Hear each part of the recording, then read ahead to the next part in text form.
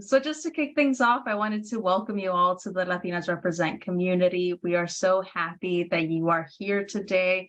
And again, if you're just joining us, add in where you're joining us from in the chat. My name is Stephanie Lopez. I am the Executive Director at Latinas Represent, which is a national nonpartisan initiative on a mission to increase the number and diversity of Latinas in public service.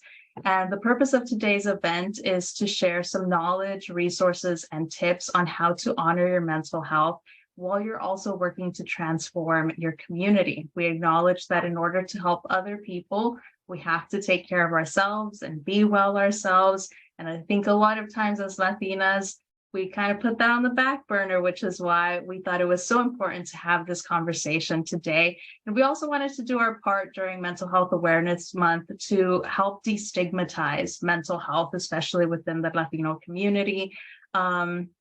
We are so grateful for your time, your energy, your presence, and we hope that you get a lot out of this conversation. So today it's obviously me, Stephanie Lopez. We're also joined by Nicole Lopez. We're not related, but she is our communications manager at Latinas Represent. She is going to be monitoring the chat and social media for any questions coming in for Doctora Yanira Hernandez. And then we're obviously joined by Doctora Yanira Hernandez. And I will give you her bio in a second. But before we jump into that, I do want to go over a couple of housekeeping items. So the conversation is going to be led by Doctora Yanira Hernandez. We're going to wait for questions to the very end. We're going to compile all of those. But as you're listening to the conversation, the tips, the knowledge, all of that, and if you have any questions, please put those into the chat. Again, we will be compiling all of those and sharing them with La Doctora at the end. Also, if you need closed captioning, if you go to the bottom of your Zoom panel under More, you should be able to access closed captioning. And again, if you have any questions, please put those into the chat. And so now to welcome La Doctora Yanira Hernandez. So she has a very impressive bio, which I will be reading. Doctora Yanira Hernandez is a first-generation Mexican-American bilingual trauma-focused licensed social worker and educator. She was born and raised in South Central Los Angeles and received her BA in Women's Studies and Education Studies at UCLA and obtained a master's in social work and doctorate in education at USC. She has over 10 years of experience working in various settings, including mental health clinics, schools, and hospitals. Currently, she is the founder of Parlante Therapy, Inc., where she centers the work of BIPOC individuals with an emphasis on Latinx communities. She specializes in working with first-generation women of color, professionals, college graduates, undocumented and immigrant individuals, and Latinx families. In addition, Doctora Hernandez provides mental health services to students in K through 12, within the LA Unified School District, and finally, as a first-generation Latina professional, which I think a lot of us are also first-gen on this call, including myself. She also supports first-gen Latinx college and graduate students through mentorship, including training and supervising master-level trainees. Doctora Hernandez not only identifies with the population she serves, she is also committed to decolonizing therapy and mental health practices through healing and education. So, Doctora, we are so happy to have you here today, and I pass the conversation over to you. All right, let me go ahead and share my screen. Si me escuchan bien, y'all can hear me? Perfecto. I'm having trouble hearing you, and I don't know if that's just me. Can everyone, you can hear me? Okay. If anyone can't hear Doctora Hernandez, please leave it. Please let us know in the chat, but I can hear you. Okay. All right. I'll make sure to project my voice. Bueno, hola, buenas tardes to everyone, or buenas noches, depending whether you're joining us from the East Coast or the West Coast or in between. It is an honor to be here in this virtual space full of Latinas who are committed to giving back to nuestra gente, nuestras comunidades, to our communities. I am particularly grateful for Latinas Represent, Stephanie and Nicole, for inviting me to engage in a plática, in a conversation with you all regarding our mental and emotional well-being as Latinas who have arduously and fiercely committed to public service. So before we get into illuminating the importance of mental health as Latinas in public service, I'd like to share a little bit about myself and my background and how my intersectional identities have played an essential role in my overall wellness. So to start off, about me, ¿quién soy yo? Who am I? I grew up in a traditional Mexican Catholic household where you walked into my house and the first thing you would see was like a huge frame of La Virgencita de Guadalupe. And you knew it was cleaning day because my mom was probably blasting like Tigres del Norte or Juan Gabriel or some cumbia song to get us in the mood of cleaning, because we all know we need some sort of motivation.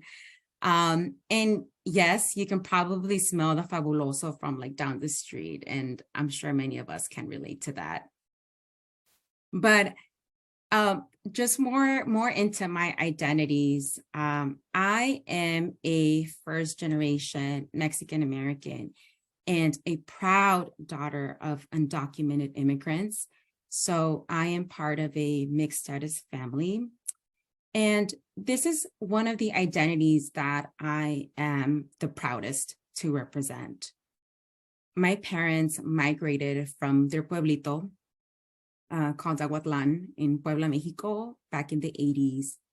And they crossed the border through the desert. And as we are all aware, many of our gente go through extreme hardships pre, during, and post-migration.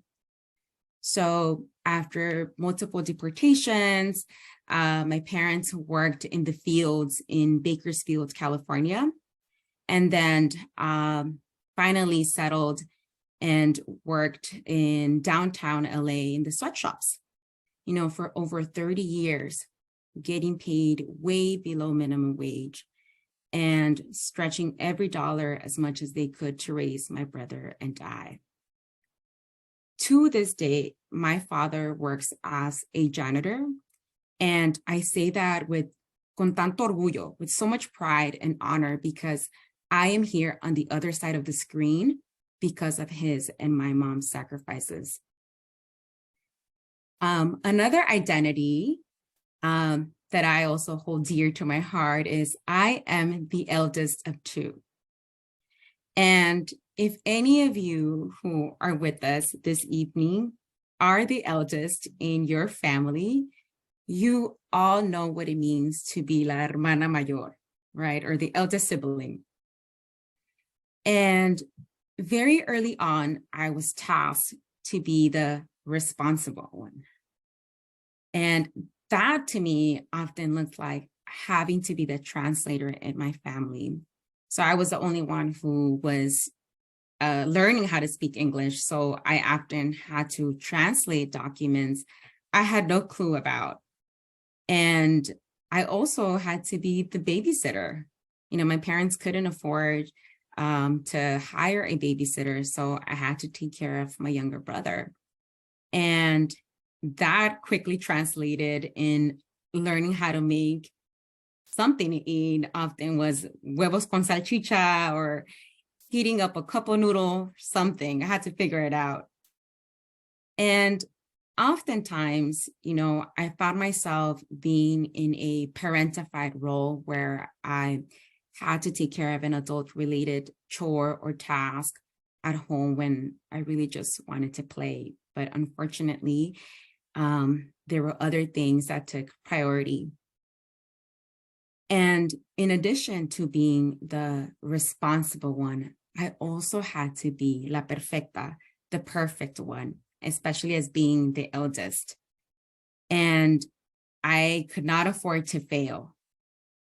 I was expected to have the perfect grades, unable to miss school, even if I was sick, because I needed to have the perfect attendance awards.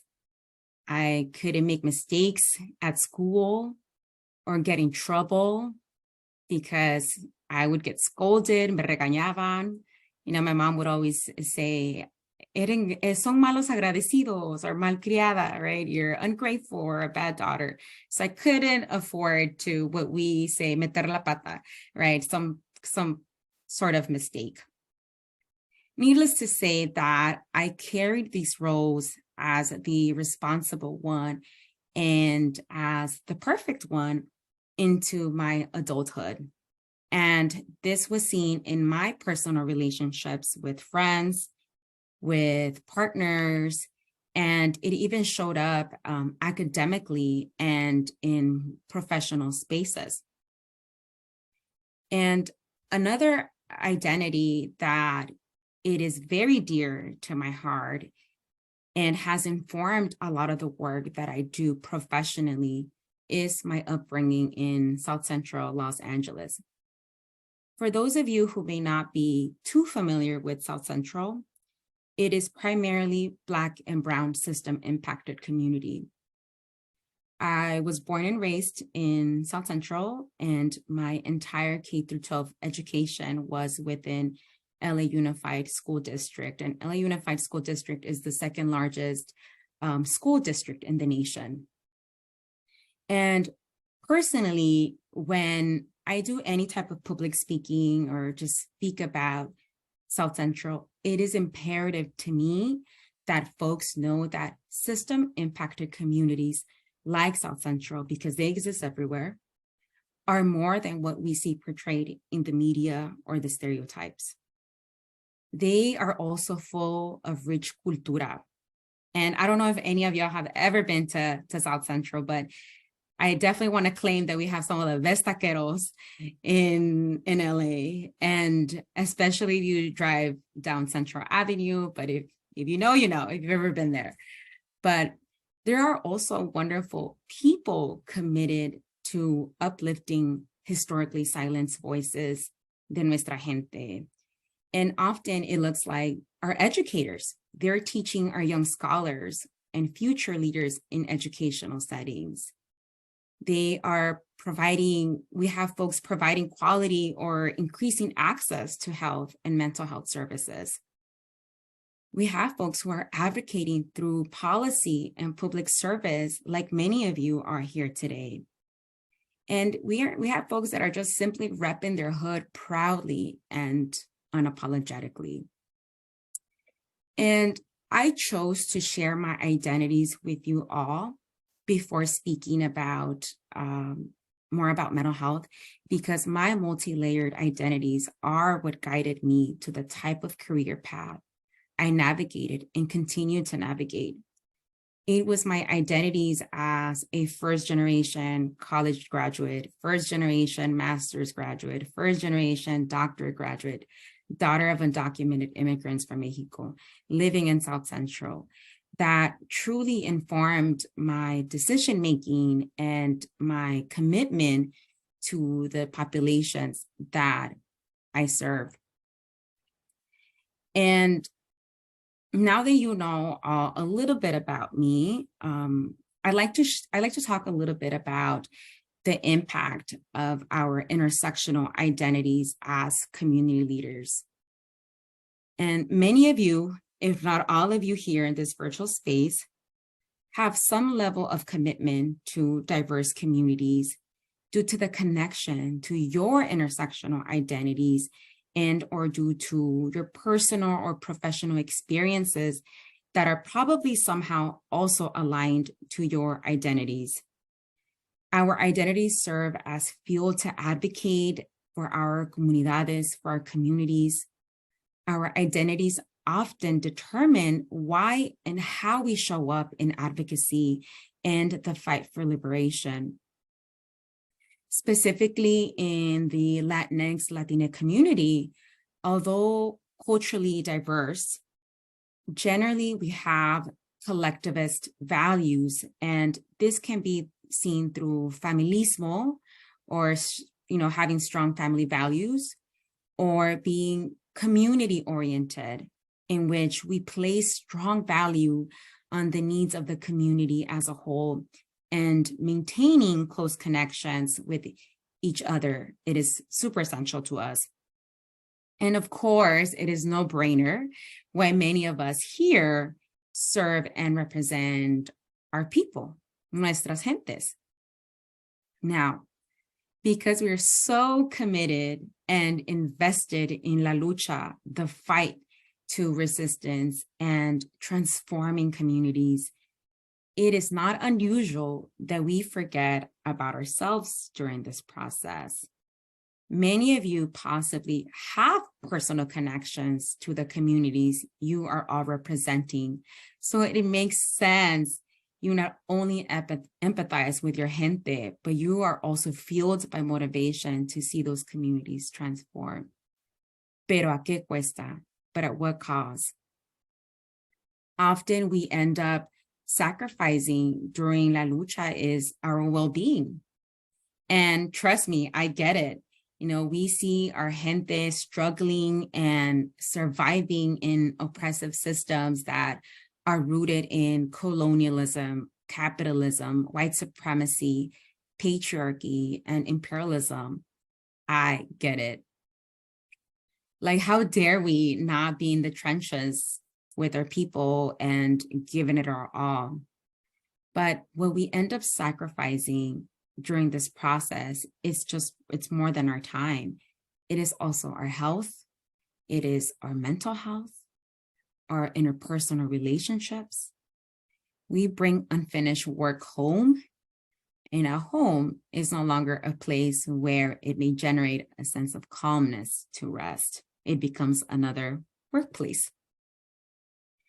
And I recall growing up, I often saw my parents make so many sacrifices for our family that the idea of rest was so foreign. Like, ¿qué es eso? Aquí nadie descansa.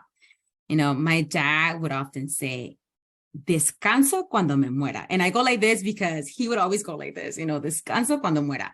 You know, I'll rest when I die. So for my parents, the idea of having a day to themselves was foreign. If they had a weekend off, what do you guys think they did? They engage in labor at home. There was always something to do at home. Cuando no? The idea of doing something for them, it was selfish. So what happened? Naturally, I also carried this idea that if I did something for myself, it was selfish. So it is very common that as first generation, second generation Latinas, or as someone with historically disenfranchised identities, to engage in overcommitment. We say yes all the time. We tend to prioritize the needs of others before our own, especially in a profession of servant leadership.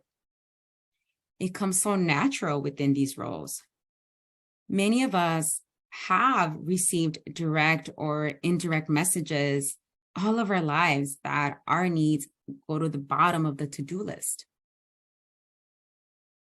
And in addition to all of that, to exhausting our bodies and sacrificing our well-being for the lucha, for the fight, many of us are also navigating and negotiating our identities in predominantly white spaces, in which we come face to face with the imposter phenomenon, also known as the imposter syndrome. And imposter syndrome is when you experience self-doubt, feeling like a fraud, or have feelings of inadequacy, despite all the evidence that show that you are skilled, that you are capable, that you are uniquely successful. Imposter syndrome disproportionately impacts women of color and other marginalized communities. And as Latinas in public service, taking up space in places that were historically not designed for you, the experience of imposter syndrome can most definitely show up. Perhaps you see colleagues that don't look like you or sound like you. Perhaps you see colleagues that have privileges that give them the advantages that no matter how tirelessly you work for, it may not be in the same playing field. When this happens, you begin to ask yourself, pues qué onda? Do I even belong here? Am I good enough to engage in public service or in office? Am I smart enough to make it? Do I have what it takes to be the next leader in my community? We have all these questions about ourselves. When imposter syndrome stems from the individual and collective trauma that is a direct product of oppressive systems, self-doubt, perfectionism, feelings of inadequacy, it is how many of us have learned to survive in professional spaces, because these professional streets be so damn real. You know, it is an armor that as Latinas, we often have to carry to protect ourselves from being othered, from being the stereotype, from microaggressions, from racism. Personally, imposter syndrome is an experience that I am consistently navigating and overcoming. As a first-generation Latina from the hood with undocumented parents, I first experienced imposter syndrome in college at UCLA. Now, at that time, I didn't really have the vocabulary to describe this experience, but I did know how it felt like. For me, imposter syndrome in college showed up as not believing in my own worth, even though I had proven to myself that I could too get the good grades. I could too get that internship or get that scholarship. I often minimized my success because I couldn't fathom the idea that a brown girl from the hood was doing better than academically than my counterparts. Like how is that possible? You know, I would always say to myself that somehow I was lucky enough, tenía suerte. And imposter syndrome also showed up as being embarrassed for what my dad was driving, because he wasn't pulling up to the dorm with a brand new Mercedes or with a brand new car, but instead in his old Astro van. And he was probably one of those like tios, you know, like the big old vans that a lot of the tios, Latino tios used to drive. That was my dad. And I recall thinking to myself, I just want to belong. I just want to fit in. But to me, belonging in such spaces was my armor in college. I did not feel safe being my authentic self. Imposter syndrome continued to show up in grad school during my master's and doctorate programs. It continued to show up as I navigated a white-collar professional world as a first-generation professional, being the first in my family who's ever held a position that didn't entail of intense manual labor. A vivid image that I will never forget was when I was first hired to work as a therapist for the LA County Department of Mental Health, and sitting in the HR offices and looking at the benefits package and the retirement contribution, so confused. Like, what do you mean I have to contribute? And yeah, I did not know how to read any of that. And not knowing how to interpret insurances and financial investments is just looking around and just copying what the other person was doing. And the worst part was that I couldn't reach out to my parents because they have never received benefits through their employers. They're undocumented, so they were always paid bajita la mano. I felt like I couldn't ask my friends for help because I should know this information as I am a professional. So Imposter syndrome is an experience that I have learned to navigate all so well throughout my life. But I also have learned how to silence it over time and instead uplift my voice, the voice of my gente, the voice of my ancestors rooting for me. So with that said, if imposter syndrome becomes very loud throughout your journey as public servants, I'd like to share some consejos. Engage in self-compassion. Remind yourself that you don't have to be perfect, even though maybe those are also direct messages that you received like I did since early on. You are already doing more than enough, even if it doesn't feel like it. I often hear from my clients, I know I'm doing a lot, but I don't feel it, right? And I invite you all to reframe your thoughts to compassionate thoughts, as if you were speaking to your constituents. Own your successes. Revisit your journey that has led you to where you are now in public service. You don't have to be in office to be considered a leader. You are already a leader in your comunidades. You are already transforming communities, whether it's a small community or a big community. Reflect on how you're defining success. And if your definition of success is not bringing you peace or joy, then it is probably a definition that is rooted in capitalistic views. And I definitely encourage you to redefine success. Lean into your support system. You're not alone in this experience.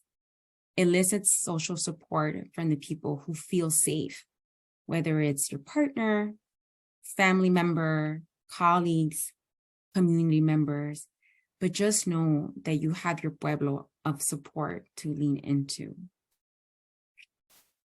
And with that said, it leads me to the conversation of today. Earlier, I discussed the experience and tendencies to prioritize the needs of others before our own, especially as Latinas with, a multitude of intersectional identities. This is something that is so familiar to us. My main goal for today is to invite you all to reflect on the different ways you can begin to honor your mental health and wellness, and overall honor your whole self. And it is not going to take, something that you need to drive out to, or things that you need to spend money on, or simple things that you can even do right now. I'd like to ask all of you to reflect on how rest looks like for you. So take a few seconds and just really ponder, reflect, what does rest look like for me? Now, if through your reflection, rest looked like binging Love is Blind or The Ultimatum on Netflix, we're gonna have to find you a new definition of rest. So, because that ain't it. How many of you have paid attention to your bodies when it is most relaxed? Have you ever noticed if you're breathing slower, faster? Have you noticed how your shoulders are placed? Have they come down? Perhaps when you are in the most relaxed state, you notice new sensations in your body that you haven't previously attended to. Perhaps your body is telling you to pause. When was the last time you listened to your body? When was the last time you gave yourself permission to rest? We are often on the hamster wheel of capitalism and consumerism that we equate our worth to our productivity and labor. Productivity and labor are not the formulas to our worthiness. Allow yourself to slow down and breathe. Tune into your body. Remind yourself that rest is resistance. It is our birthright. Rest disrupts supremacy. It reminds us that we are worth it, unconditionally and unapologetically. Rest makes our freedom dreams come true. And when it comes to rest, even when I just think about how rest has looked like generationally for our ancestors, they probably couldn't afford to rest, right? So to me, I remind myself, like, no, this is when I rest, I am resisting, I am disrupting. And that is something that we have to continue to tune in into our bodies. Pay attention to your nervous system. Is a state of stress, anxiety, and urgency overwhelmingly taking over your body? If that is the case, probably your cortisol levels. Your cortisol levels are the stress hormones that activate our alarm system when our bodies perceive any type of danger, threat, or a crisis. So if you are consistently in a state of stress, anxiety, or urgency, and is consistently taking over your bodies, the cortisol levels are always heightened. Let me remind you that you are not doing anything wrong. This is a response that many of our gente, communities of color, have experienced due to race-based stressors. And we know that that's a result of many systemic related stressors as well. So I want to introduce some helpful ways to lower your cortisol levels, to ground yourselves, and simply lean into your body and honor your whole well-being. And this is something that we can even do here in this virtual space. So I invite you to orient your body. Notice your posture. Is it slumped? Is it rigid? Is it relaxed? Tune into your heart rate. Is it fast? Is it slow? All right. Are you having any intrusive thoughts during this presentation that is perhaps causing you to slow down or fasten your heart rate? Notice any tension in your body. Do you tend to carry tension in your shoulders, on your back, your neck, your stomach, your head, your legs, your feet? Explore any resources that create a sense of safety. And when exploring resources with my clients, I always encourage them to include any sensory resources. And resources is another word for like coping skills in like kind of in the therapeutic space. And sometimes when we pay attention to what we are hearing, what's directly in front of us, what we're listening to, what we are feeling or touching, that can help us ground ourselves.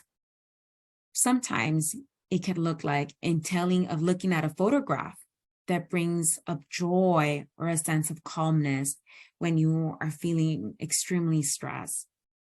Maybe is a scent, your favorite scent that reminds you of a specific place, or your body is just very receptive to that scent and it loves it. Maybe a certain texture or a soothing sound. Another way to pay attention to our nervous system and to honor it is to just breathe. I always ask my clients, it's like, how do you know that you're breathing? And then they tell me, well, like, I'm alive, like I'm breathing. I said, no, but then how do you know you're breathing? And A lot of it is because we don't take the time to take deep, slow breaths and really see how it feels in our body, right? And deep, slow breaths are what we also know or call it as belly breathing, right? In terms of inhaling through your nose and exhaling through your mouth. And when we do that a few times, automatically our nervous system begins to regulate. And we may find ourselves, it doesn't solve the problem, but it definitely allows us to be regulated and then make informed decisions. We cannot make informed decisions if we're breathing very heavily, if our nervous system is all over the place, if the alarm system is just, going out, that there's no way, right? It impacts the way that we think, the way we show up. Another helpful way to regulate our nervous system is engaging in movement. Allow your body to move freely.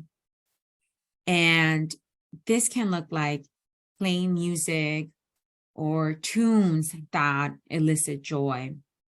I know for me, when I listen to cumbias, especially cumbia sonidero, it is automatic joy-inducing. It puts me in a mood where not only I want to dance, it takes me to my childhood, it takes me to my roots from Puebla, Mexico. So it just naturally, it pumps this joy out of me. Another way of self-regulating and regulating our nervous system is cold exposure. And this one is very helpful, when we are often on the go and we see ourselves, we haven't taken the time to pause and really just pay attention. Many of you, when you're feeling nervous, perhaps have water next to you, because water also balances you out, right? It kind of allows you to kind of take that pause, and it starts regulating your nervous system. So specifically, exposing the body to cold settings lowers your sympathetic activation and causes a shift towards increased parasympathetic activity. And ultimately, what that means is it allows you to self-regulate. And some ways that you can do that is by taking a 10 to 30 second cold shower. Right? Kind of like usually what I do is like at the end of my shower, I in cold water. And that alone, I can feel it. I can just feel my body just coming to a place of regulation. You can also submerge your face in cold water. And this one is a hard one, especially for those of us who like to wear makeup, right? We're like, I don't know how I feel about dipping my face into cold water or ice, but it's also very helpful. You can also run your hands under cold water if you are having a moment that you find yourself just very anxious or just not okay. Go to your nearest sink and run your hands under cold water. Another helpful tool is placing cold pack on your chest or on your neck or on your face. That one I feel comfortable doing whenever I'm at home, because of course I'm not always carrying cold packs, but if you do, those are also helpful to regulate the nervous system. Another way is through co-regulation, through social engagement, right? Naturally, as human beings, we are wired to connect. So send a text to a friend, call someone you trust. And this is my favorite. Engage in social gatherings that are not always work-related. As much as we may love spending time with our coworkers and colleagues, when we continue to engage in conversations around work during our off time, you're no longer off. Your body is still on work mode. So engaging in different types of gatherings can also regulate your nervous system. And I'm not saying don't talk to your colleagues outside of the professional space, but what I'm saying is those are part of the boundaries, right? That we want to make sure that we also engage in other type of social settings where we're not always just talking about work. And the last one is reimagine your joy, cultivate your joy. For some of us, joy may be a foreign feeling or experience, especially if that's not something we are used to having, right? Or we don't know what that feels like. And that is okay. Just reimagine your joy by taking your mind to a place that feels safe and true to you. Whether that is a place you visited before, whether it is an imaginative space, or perhaps a current space. Just allow yourself to reimagine and cultivate your joy. And by increasing our knowledge surrounding the mind and body connection, it is liberation work. It is resistance, and it is a way of self-honoring. Let me see. Before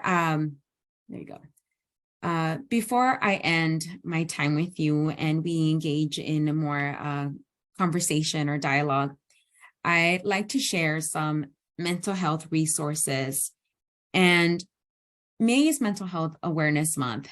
And while I acknowledge the diverse ways of healing practices that exist in our communities, I also want to highlight the decolonization in therapeutic spaces, specifically in therapy. For a very long time, therapy was a space that didn't feel safe for many of our people, where it was seen that only the most privileged could access. Fortunately, over time, we are seeing more and more representation in therapeutic spaces and projecting the message that our gente, in therapy is not for locals, for crazy people. In fact, therapy can also be holistic. It can be a brave space to explore our stories without judgment, our intersectional identities and how they inform our well-being or our mental health without judgment, and overall to improve our overall wellness. Therapy is more than just talking. It allows the brain to rewire through neuroplasticity. So with that said, here are some helpful resources to help you connect with a mental health professional. Typically, I always tell my gente to call their insurance and ask about their mental health benefits in network and out of network. But here are also some helpful directories to find their therapist, and all these directories have therapists of color. So to me, I know when I went through my journey, my healing journey, I'm always healing, but initially when I started my journey, I initially didn't have a person of color. And the first time that I went through therapy, I didn't feel like all my experiences were validated or were at least understood. It's very important to me that when I went back in a therapeutic space is that I felt safe. That if I tell my therapist, like mi mamá me quiere pegar con la chancla, they're going to understand what I'm talking about without having to overly explain. So that was important to me. So when you are seeking for a mental health professional, know that you are entitled to have an inclusive therapist, a therapist that is going to validate your experiences. So I always encourage everyone to, it's almost kind of like dating, dating different therapists, because you can do many offer 15-minute consultations. So you can just go on many speed dates with consultations and see which therapist is the most appropriate for you. And with that said, I also invite you all to stay connected with me. I am on Instagram, Palante Therapy. You can also email me at yanira.hernandez@palantetherapy.com or my website at palantetherapy.com. And I like this quote a lot, and this is how I would like to end our charla, our conversation together, is that self-honoring or self-care is giving the world the best of us instead of what's left of us, right? So I encourage you all to honor yourselves and give the world the best of you instead of what's left of you. We need you. And I hope that you all know that you deserve to be in places and spaces where you can unapologetically show up without your armor, that you can reclaim your purpose without sacrificing your well-being, and then you can honor your whole self while transforming your comunidades, your communities. Y con eso, muchísimas gracias y para adelante. I just, again, want to thank Doctora Hernandez for all of your wisdom, for your knowledge, for being here with us today, for the intentional and kind, empathetic energy that you brought to this discussion. I sure got a lot out of it, and I know that other folks did too. And also, just to let you all know that Latinas Represent will be having another training for people who are interested in public service in August. So please stay tuned to our social media and newsletter. We will be announcing recruitment for that if you're thinking about running for office, including those school board seats. And so, yeah, I just want to thank you all so much for giving up your time, for showing up for yourselves today more than anything, and dedicating this time to learn more about how you can honor yourself while you work to transform your community, big or small. So thank you once again, and I hope that you have a great night.